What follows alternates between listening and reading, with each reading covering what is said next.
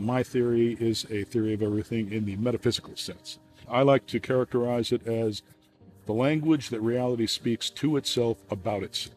It is a language. A language is an algebraic structure. This is a particular kind of language that reality actually uses to communicate with itself and to make decisions regarding how it models itself, which is another way to say how it evolves.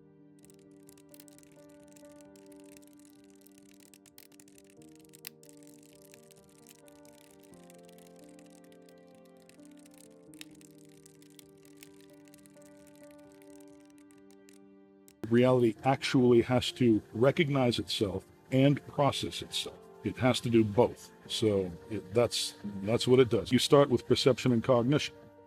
Then you develop the minimal model of how cognition and perception work.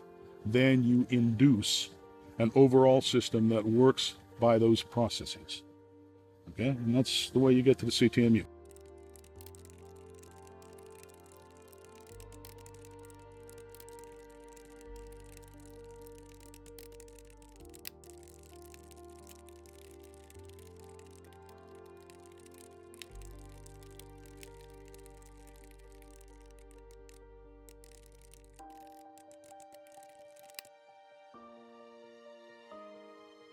When things combine in the non-terminal domain via inner expansion, when they overlie each other, that they are more or less merging their identities. And that's what love is. Love is also a combination, a merger of identities that enhances the self-actualization or self-expression of the combined entity.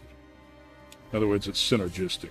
It's more than the sum of its parts. Now, of course, you know that the merging, the syntactic merging that occurs due to inner expansion, that has to be actualized. You've got to actually put things together, put all the terms and the expressions together, and then you've got to interpret those or model those in some framework that allows you to actually make sense of them, right? All of those steps are necessary. These are absolutely necessary steps of language.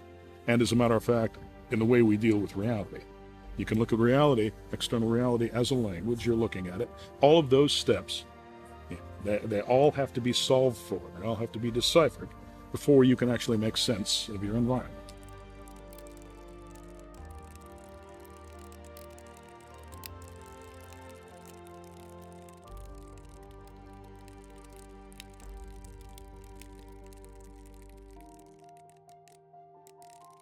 The universe is closed, right? There's nothing outside of reality that is real enough to be, real enough to affect it. If it's real enough to affect reality, it's got to be real, and it's got to be inside reality. All right, so that's closure. All right, so everything has to be closed. Everything has to be formulated in a reflexive way. You have the universe. The universe is closed. It is one unary entity. That's your primary quantum, okay? But now everything, it's got to be self-composed because there's nothing external of which it can be composed. A conscious universe has to have that. It's the only possible relational structure it can have. The whole idea here is we need a theory of multi-aspect monism.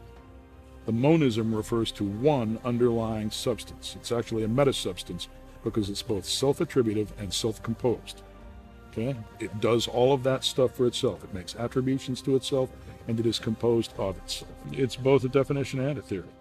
Okay? It's the self-definition of reality. Reality must define itself. Okay? But it does that in the form of a language.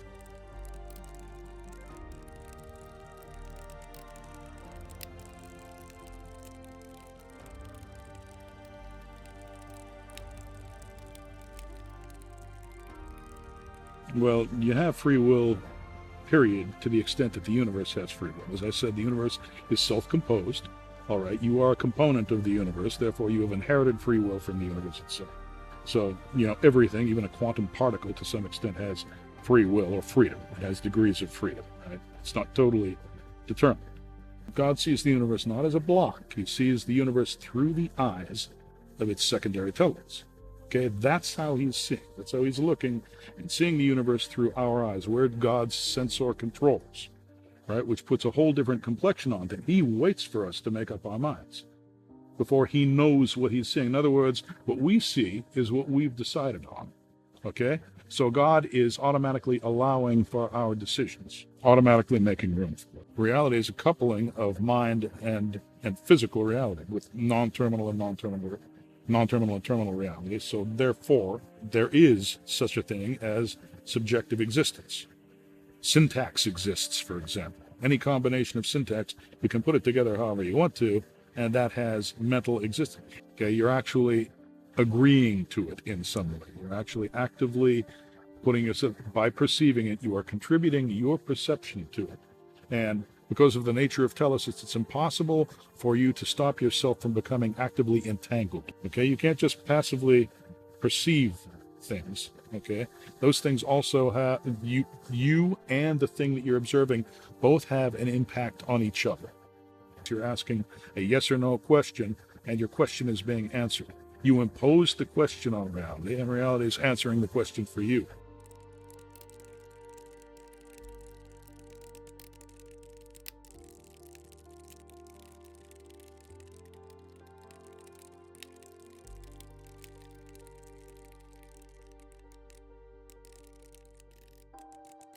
Life originated biologically, but it also originated metaphysically. Okay, it comes from the origin. It's part of the structure of the universe. It was inevitable. To say that, well, there could have been a universe with no life where life just never got started and never formed, that's hogwash. Okay, there is basically no reason for such a universe to exist, even for itself. Right? That's an absurdity. It's a little bit like the anthropic principle, but it's the anthropic principle with utility, right? Part of the reason the universe exists is because there are secondary tellers that derive utility from it. Otherwise, what is its reason to exist? The universe just simply exists, and it has baked within it some telos, some purpose, and one of those purposes is to observe itself through secondary tellers. That's its structure. In order to exist, the universe must have certain aspects of structure. It must be completely self-explanatory and self-justifying.